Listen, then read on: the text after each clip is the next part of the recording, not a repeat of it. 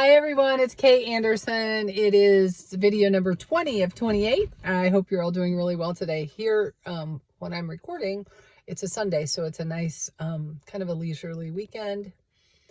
I'm sitting right now in my car on the camp property. Some of you who know camp will know that that is the archery range and a cabin and the clubhouse. It always looks a little different in the winter because, well, in the summer, it's just a haven of shade and lovely beauty and green.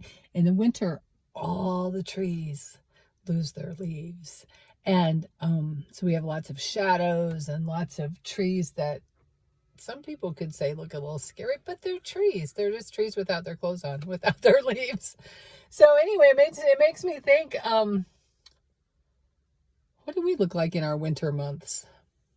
Some people will laugh and say, "Oh my gosh, I'm so much heavier." Or I lived in Minneapolis for a couple of winters, and I loved living in that city because for a lot of reasons. But what I remember most is the winters would be bitter cold. So cold, like 30 below. One winter I was there, it was 30 below. It was so cold and long winters. And what I loved, so everybody kind of hibernated and hung out in their houses and cooked a lot of soups and would drive to work and park their car and run into work, and you'd work and you'd have home. And there wasn't a lot of other socializing.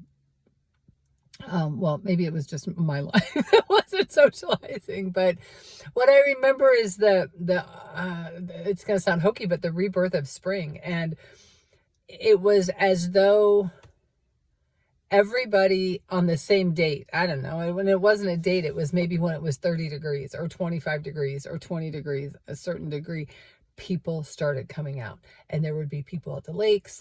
And if somebody came up to Minnesota from a southern state, they would look at the locals as though they were crazy, because Minnesotans would be out in their shorts or there at least no coats when it would be 30 degrees, because it was such a difference.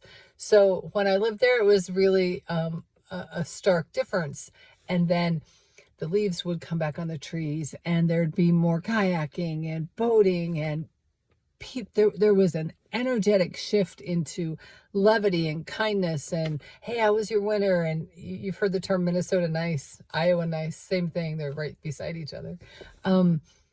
It's true. You'd just be overjoyed to see your neighbors and find out how their winter was and what's going on and what they have lined up for springs and summer. So anyway, it kind of feels that way here. Not quite as much, because I'm in North Carolina, and some of the trees are budding already, but not too many. So it does look a little different. And for me personally, I love to take time in the cooler months in the winter and just kind of go inward, kind of go in and reflect and grow, analyze, assess, but not too much, not in a judgmental way, but like, where am I in life, and what do I want in life? And sometimes, this is kind of metaphorically, but sometimes our winter lasts for literally the winter season, or maybe it's a month. And sometimes I had a very long winter that lasted about 12 months one time when during a huge major transition. I was leaving the corporate world and starting a consulting business, and I spent a lot of really dark days trying to figure it out and just being with it and accepting what was and the natural flow of the universe. And I've been that way a little bit in the last couple of years as I've been transitioning. But I do feel like there's this emergence. It's coinciding with spring, which is really nice. There's this emergence. There's this budding. There's this, the buds have already happened, the blooming of some really cool things that are going to happen in my world, which I'm excited about and be able to share with the world. But also, I think there's a lot going on outside of me as well in the whole greater world. I hear a lot of people saying, it's been really dark, or I've been really freaked out, and it feels like something's changing. And it is, and it absolutely is. And they say that what happens within happens without. I don't really like that. Doesn't make sense to me. But what happens within us, if we're doing a lot of soul searching and growth and expansion, then we can expect to see that on the outside world as well. because how we act and interact from where we are here is what is revealed to us. So anyway, that's my video today. I'm here at camp waiting for a friend and former colleague who's going to come and check out some of the cool changes that have happened here over the last couple of years since she's been here. So I'm sitting in the car waiting for her, and thought I'd get the video.